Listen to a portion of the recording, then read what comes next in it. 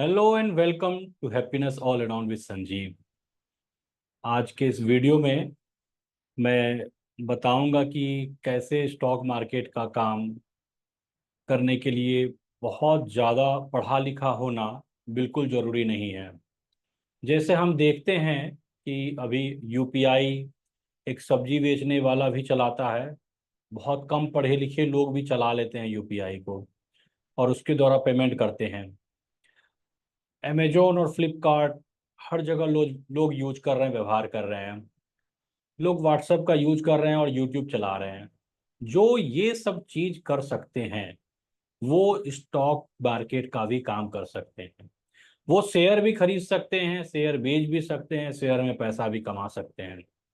इस चीज को इतना कॉम्प्लिकेटेड इसलिए बना दिया गया कि आपसे नहीं होगा। ये बताया गया, ये दिमाग में भर दिया गया कि इसको करने के लिए आपको फाइनेंस में पढ़ाई करना जरूरी है, कॉमर्स बैकग्राउंड जरूरी है, हाईली एजुकेटेड होना जरूरी है।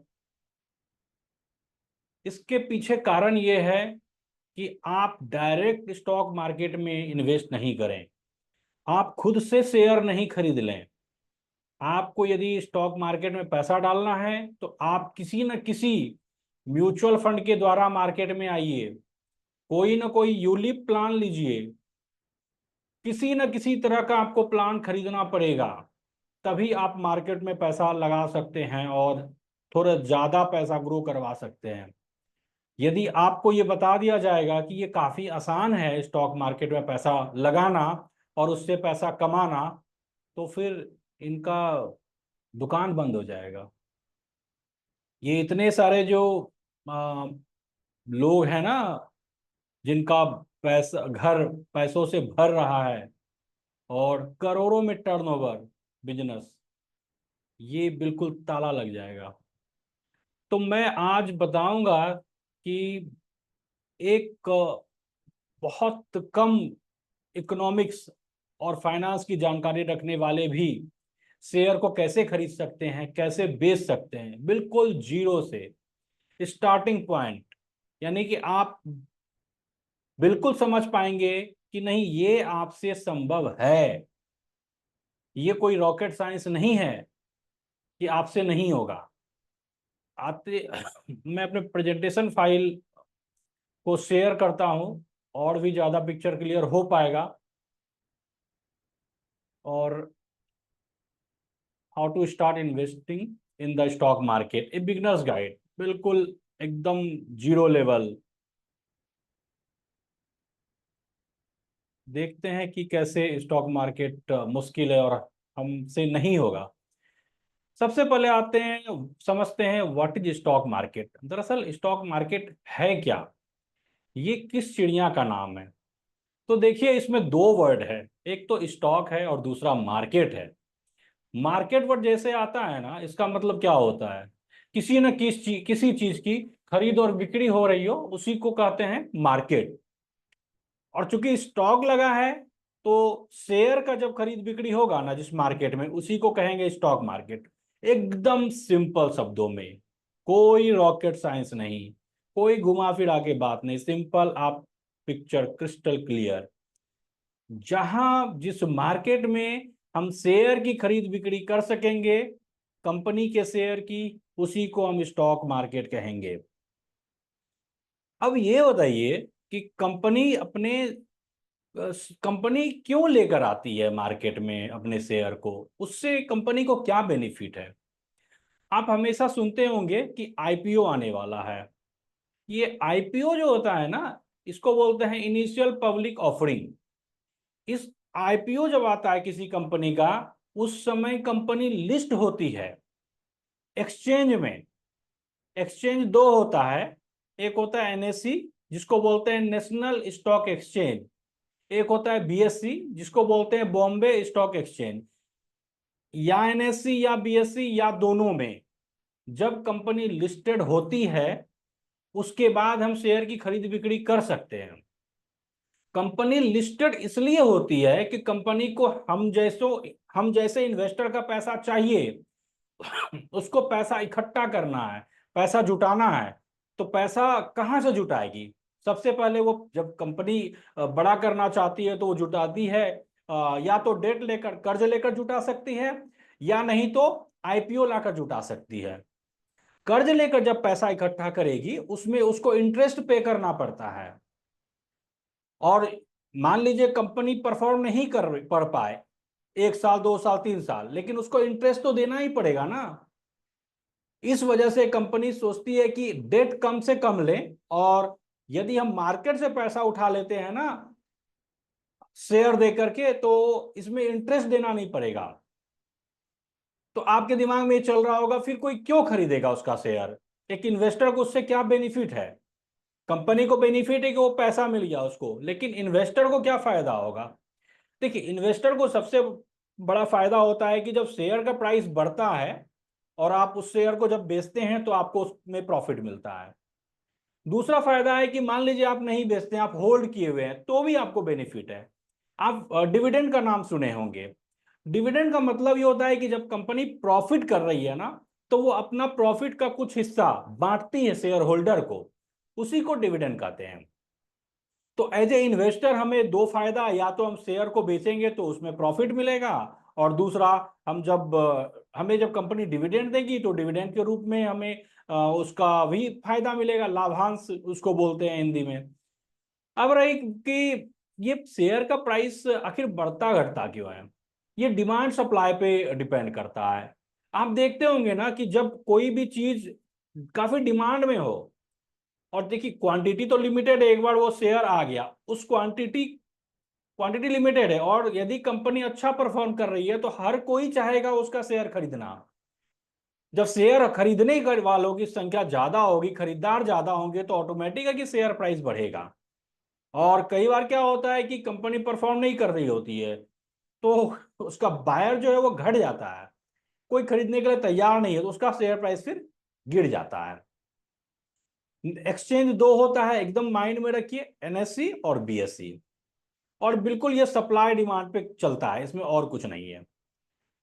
तो यही है stock market. Overview of stock market मैंने बता ही दिया। इसका बेसिक्स क्या क्या चीज है। बेसिक्स में देखिए, एक तो है कि आप जब शेयर खरीदते हैं ना, तो आपको उसका एक ऑनरशिप मिलता है। शेयर होल्डर हो गए आप, यानी आपने जब शेयर परचेज किया ना, तो आपको इसमें पार्टनरशिप मिला, आप उसके उतने हिस्सेदार हो गए। एकदम माइंड कॉन्सेप्ट बिल्कुल क्लियर रखिए। शेयर मार्केट जुआ नहीं है, आप एक बिजनेस कर रहे हैं, आप इन्वेस्टर हैं, आप उसके शेयर होल्डर होने जा रहे हैं। तो स्टॉक एक्सचेंज उसको बोले जहां पर कि शेयर का ट्रेडिंग होता है, जहां खरीद बिक्री होती है। उसके अलावा एक बेसिक्स होता है कि मार्केट इंडेक्स, आप हमेशा सुनते होंगे न्यूज में या कई बार सोशल मीडिया में, मार्केट इंडेक्स। ये इंडेक्स क्या होता है और कितने तरह का इंडेक्स होता है? तो मुख्य रूप से जो हम लोग ज्यादा सुनते हैं, हम हमेशा सुनते होंगे सेंसेक्स बढ़ गया, ये सेंसेक्स एक इंडेक्स है। हम सुनते होंगे निफ्टी बढ़ गया या घट गया, निफ्टी भी एक इंडेक्स है। निफ्टी मिड कैप 100 भी इंडेक्स है, निफ्टी स्मॉल कैप 100 ये भी इंडेक्स है। तो निफ्टी 50 क्या है? निफ्टी 50 होता है जो नेशनल स्टॉक एक्सचेंज है, एनएससी है। एनएससी में जितनी कंपनी लिस्टेड है ना, उसमें टॉप 50 कंपनी, जो सबसे बड़ी कंपनी है, अच्छी कंपनी, एक तरह का वो सूचकांक का काम करता है, इंडिकेटर का काम करता है कि हम बोलते हैं ना निफ्टी निफ्टी बढ़ रहा है, निफ्टी बढ़ रहा है। इसका मतलब ये नहीं कि एनएससी पर 2000 से ज्यादा कंपनी यदि लिस्टेड है तो 2000 कंपनी का प्राइस बढ़ रहा है, ऐसा नहीं है। उसमें 50 कंपनी जो निफ्टी 50 में है, उसमें 50 कंपनी में ज्यादा कंपनी यदि बढ़ रहा है, तो उस दिन हमें यह दिखेगा कि निफ्टी 50 बढ़ रहा है। उसी तरह सेंसेक्स जो आता है, सेंसेक्स बढ़ रहा है घट रहा है। सेंसेक्स क्या है ना, जो बॉम्बे स्टॉक एक्सचेंज है उसमें 30 कंपनी को लिया जाता है। बॉम्बे स्टॉक एक्सचेंज में मान लीजिए 4000 5000 से ज्यादा कंपनी लिस्टेड है, उसमें 30 जो सबसे बड़ी और अच्छी कंपनी है, उसका एक बनाया गया है इंडिकेटर के रूप में कि यदि वो अच्छा परफॉर्म करेगी ना, तो हमारा सेंसेक्स दिखेगा कि ये भाई इतना पॉइंट बढ़ गया या इतना पॉइंट घट गया, उसके हिसाब से कैलकुलेट होता है। निफ्टी मिड कैप 100, 100 कंपनी का जो मिड कैप कंपनी है, मिडिल लेवल के, एक होता है लार्ज कैप, उसके बाद आता है मिड कैप, उसके नीचे आता है स्मॉल कैप। तो जो मिड कैप है, टोटल मिड कैप कंपनी, उसमें मिड कैप के अंतर्गत जो 100 सबसे बड़ी कंपनी है ना, उसका है एक list. Nifty small cap 100, Nifty small cap हो गया, स्मॉल कैप में बहुत सारी कंपनी, उसके अंतर्गत जो स्मॉल कैप में जो 100 सबसे अच्छी कंपनी, बड़ी कंपनी है, उसको निफ्टी स्मॉल कैप में रखा गया है। आप सुनते होंगे एक और चीज, bull market, beer market. Bull market, beer market क्या है? बुल हो गया ना, जब मार्केट बढ़ रहा है ना तो उसको बोलते हैं बुल मार्केट, और जब मार्केट गिर रहा है तो उसको बोलते हैं बियर मार्केट। डाइवर्सिफिकेशन, आप एक वर्ड हमेशा यूज होता है ना हर जगह, डाइवर्सिफिकेशन कर लीजिए। डाइवर्सिफिकेशन क्या है कि आप अपने रिस्क को कम करने की, यदि मान लीजिए किसी एक कंपनी का शेयर खरीद कर बैठ जाइएगा और आपको लगे नहीं ये बढ़ना चाहिए, तो सारा पैसा एक कंपनी में डाल देते हैं। मान लीजिए उस कंपनी में अचानक कोई प्रॉब्लम आ गया, और आपका तो सारा पैसा चूंकि एक कंपनी में लगा हुआ है, तो वो आपका पूरा का पूरा पोर्टफोलियो नीचे आ जाएगा।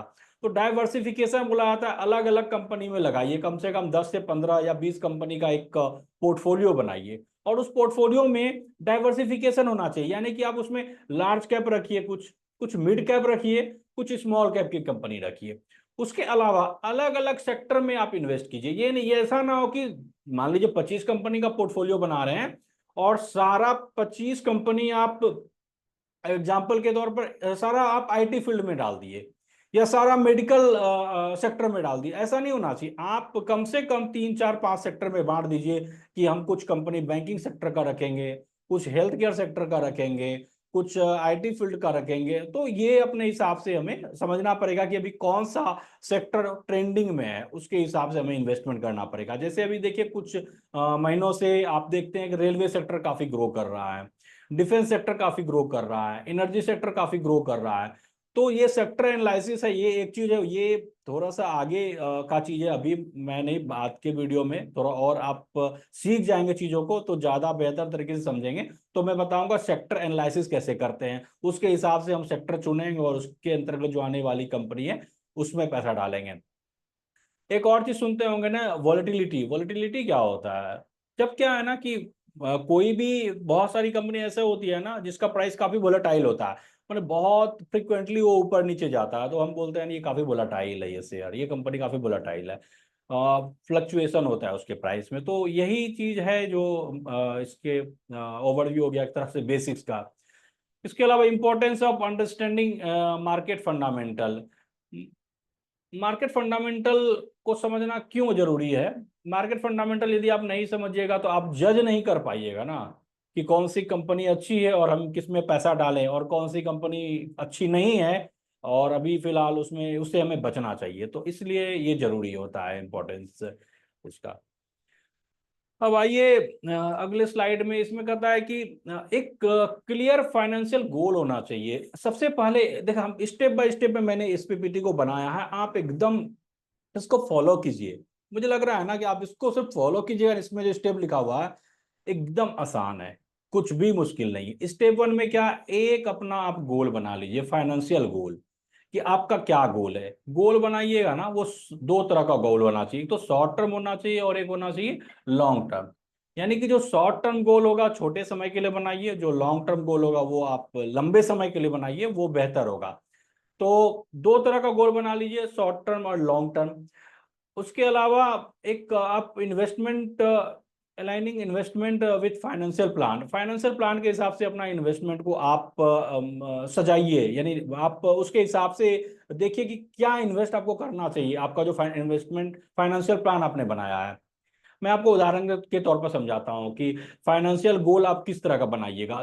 देखिए, लॉन्ग टर्म का गोल आप बना सकते हैं। लॉन्ग टर्म यानी कि जैसे आप 10 साल का गोल बना रहे हैं, आपका कुछ ड्रीम है, आप चाहते हैं कि, जैसे आप वेल्थ क्रिएशन पर काम करना चाहते हैं, आप जितना पैसा जॉब से कमा रहे हैं वो हाउस होल्ड एक्सपेंस के लिए एनफ है, तो अभी आप इसके लिए नहीं सोच रहे हैं। आप सोच रहे हैं ना कि एक वेल्थ क्रिएशन हो, बड़ा पैसा बन जाए। तो एक गोल सेट कीजिए कि आप आज का जो आपका कैपिटल है, मान लीजिए आपके पास टोटल कैपिटल 20 लाख या 50 लाख जो भी है, आज से 10 साल के बाद आप कहाँ देखते हैं अपने कैपिटल को, किस तरह का वेल्थ क्रिएशन करना चाहते हैं। उसके अकॉर्डिंग आप प्लान कीजिएगा, एक सिस्टमेटिक प्लान बनाइएगा कि हमें किस तरह से पैसा डालें जो हम मैं उस गोल को पहुंच पाऊँ, कंप्लीट कर सकूं। तो दो तरह का गोल, एक लॉन्ग टर्म बनाइए, 10 से 15 साल का, 20 साल का, कुछ भी बना सकते हैं, आपके हिसाब से है। और एक शॉर्ट टर्म गोल बनाइए जो कि मान लीजिए साल भर का होना चाहिए, 2 साल का, 3 साल का, 5 साल का। साल भर थोड़ा कम हो गया, स्टॉक मार्केट में आप पैसा यदि डाल रहे हैं तो कम से कम 3 साल 5 साल लेकर ही चलिए तो बेहतर है। ऐसा मैं क्यों कह रहा हूँ ना, जैसे कि आप कोई जमीन परचेज करते हैं ना, और आप जमीन को 1 साल के बाद जाइएगा बेचने के लिए, तो शायद आपको उतना प्रॉफिट नहीं हो। इनफैक्ट प्रॉफिट क्या, मुझे तो लगता है कि हो सकता है थोड़ा लॉस ही लग जाए, क्योंकि जो एक्स्ट्रा कॉस्ट होता है ना, रजिस्ट्री खर्चा और रेवेन्यू, ये सब जो अलग से जो आप वो डालते हैं, टैक्स सब डालते हैं, तो उसके वजह से फिर आपको फायदा नहीं होगा 1 साल में। तो आप जमीन खरीद करके रोज ना जमीन देखते हैं, जो इन्वेस्टमेंट के लिए आपने खरीदा है, खरीद लिए, फिर उसका 10 साल 15 साल या 5 साल के बाद सेल करते हैं उसी तरह से, या कई बार सेल भी नहीं करते हैं। उसी तरह से आप स्टॉक मार्केट में एक प्लान बनाइए कि मिनिमम आप उस पैसे को डालिए जो कि आप 2 3 साल 5 साल तक जरूरत का पैसा नहीं है, उसके बाद यूज करने का वो पैसा डालिए। आपको इमीडिएट जो जरूरत आने वाला है ना, 6 महीना साल भर में, उस पैसा को बिल्कुल नहीं डालिए, क्योंकि आप जब पैसा डालिएगा ना, उसके बाद हो सकता है साल भर तक मार्केट एक कंसोलिडेशन फेज में चला जाए, साइडवेज, यानी कि ऊपर ना जाए ना नीचे जाए, कई बार डाउनफॉल होने लगता है, डाउन ट्रेंड हो जाता है, या तो उस स्थिति में आपका पैसा ब्लॉक हो जाएगा, आप सेल भी नहीं कर पाइएगा। सेल कीजिएगा तो पैसा आपको लॉस हो जाएगा, तो उस हिसाब से बिल्कुल इन्वेस्ट नहीं कीजिए। अब समझते हैं कि हम रिस्क को कैसे, रिस्क को हम कितना टॉलरेट करें, और रिस्क को किस तरह से हम डिजाइन करें जो हम उसको झेल पाएं। तो रिस्क में दो चीज है, देखिए, एक तो है कि रिस्क वर्सेस रिवार्ड, और दूसरा चीज है एज। तो रिस्क वर्सेस रिवार्ड है कि आप शेयर खरीदने के पहले आप ये डिसाइड कर लीजिए कि आप कितना रिस्क लेने के लिए तैयार हैं। रिस्क को और सिंपल मैं करता हूं, आप कितना लॉस बुक करने के लिए तैयार हैं।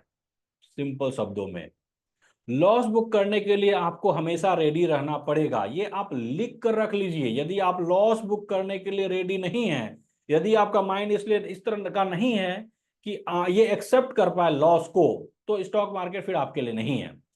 इसमें लॉस बुक करना होगा, ये एक स्ट्रेटजी होना चाहिए। 10 अलग अलग कंपनी का आप शेयर खरीदिएगा, उसमें से, क्योंकि एक प्रोबेबिलिटी है, 10 का 10 परफॉर्म करेगा, गारंटी नहीं है।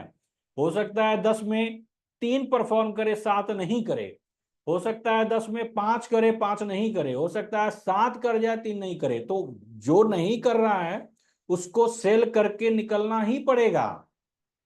तो लॉस बुक करना होगा। लॉस बुक करने के लिए आपको अपने आप को समझना पड़ेगा कि आपका माइंड कितना रिस्क ले सकता है, कितना लॉस बुक कर सकता है, आप कितना रिस्क लेने के लिए बने हैं।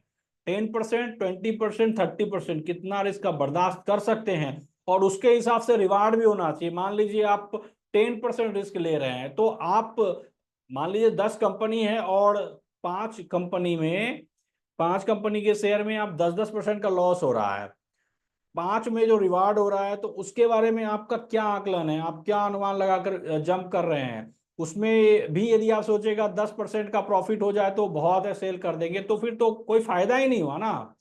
तो रिस्क और रिवार्ड का एक रेशियो होना चाहिए। जैसे 10% आप रिस्क लॉस बुक करते हैं, तो कम से कम 50% होना चाहिए प्रॉफिट, 60% होना चाहिए, 70% होना चाहिए, 30% होना चाहिए। तो ये आपको डिसाइड करना पड़ेगा, आप किस रिवार्ड के लिए आप चल रहे हैं, और कितना रिस्क आप लेने के लिए तैयार है। एज बहुत बड़ा फैक्टर है। मैंने पहले के भी एक वीडियो में बताया था कि एज के हिसाब से हम कैसे कैलकुलेट करते हैं कि हम कितना स्टॉक मार्केट में पैसा डालें। 100 माइनस एज का मैंने फॉर्मूला बताया था, तो आप उस वीडियो को भी आप जा करके देख सकते हैं।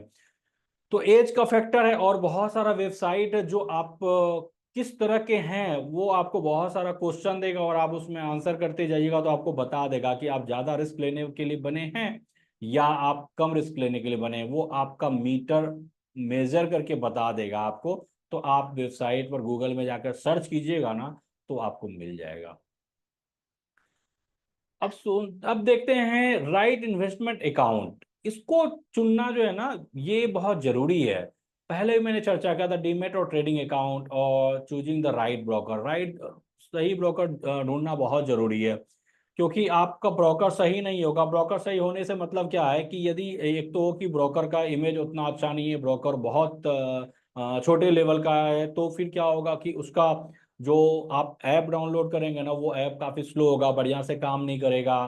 आप उसके अलावा उसमें बहुत सारी दिक्कत आएगी आपको। या कोई ऐसा ब्रोकर चुन लेते हैं, डीमेट ऐसा खुलवा लेते हैं जिसका कि ब्रोकरेज चार्ज काफ़ी ज़्यादा है, तो वो भी आपको बिल्कुल परेशान करेगा, इतना ज़्यादा ब्रोकरेज चार्ज। कई ब्रोकर ऐसा भी होता है, वो आपका ब्रोकर चार्ज कम करने के लिए, ब्रोकरेज कम करने के लिए आपको बहुत सारा अलग से बोलता है कि आप कुछ पैसा डालिएगा तो आपका ब्रोकरेज कम हो जाएगा। तो ये सारा चीज आपको पहले बढ़िया से समझना पड़ेगा, तभी आप इन्वेस्ट मतलब डिमेट और ट्रेडिंग अकाउंट खोलिएगा एक अच्छे ब्रोकर में। यदि ये नहीं समझिएगा तो समझने का सिंपल है, आप जाइएगा गूगल में सर्च कीजिएगा। इसके लिए मैंने आपको पहले के वीडियो में बताया हुआ है कि कैसे आप सर्च कीजिएगा, एक अच्छा ब्रोकर कैसे तलाश कीजिए। अब मैं अपने बारे में बता दूं, मेरा जीरोधा में है और मैं काफ़ी खुश हूँ जीरोधा के अकाउंट से, और उसमें ब्रोकरेज जीरो ब्रोकरेज है। कुछ सर्विस टैक्स और एसटीटी सब लगता है, उसके अलावा ब्रोकरेज जीरो है और काफ़ी फास्ट भी है, तो उसमें कहीं कोई दिक्कत नहीं है। आप यदि डिस्काउंट ब्रोकर में जाना चाहते हैं तो जीरोधा है, और भी कई सारा है। और यदि आप चाहते हैं कि जो बैंक से रिलेटेड है तो ऐसे ऐसे बैंक है, एक्सिस सिक्योरिटीज है, लेकिन ये सब का ब्रोकरेज थोड़ा ज़्यादा होगा, तो उसको देख करके आप काम कीजिएगा।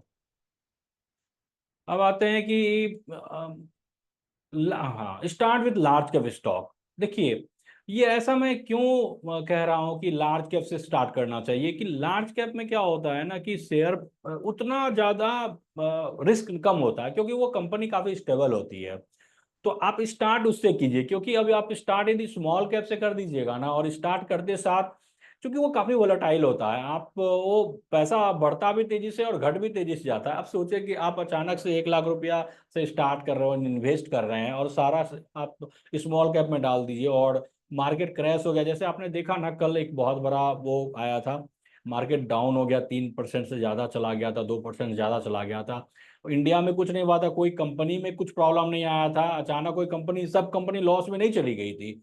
एक इमोशन, मार्केट का शेयर प्राइस जो है ना, वो इमोशन से भी ऊपर नीचे होता है। तो कुछ हो गया पूरी दुनिया में, कहीं भी कुछ हो गया ना, तो शेयर प्राइस अचानक गिर गया।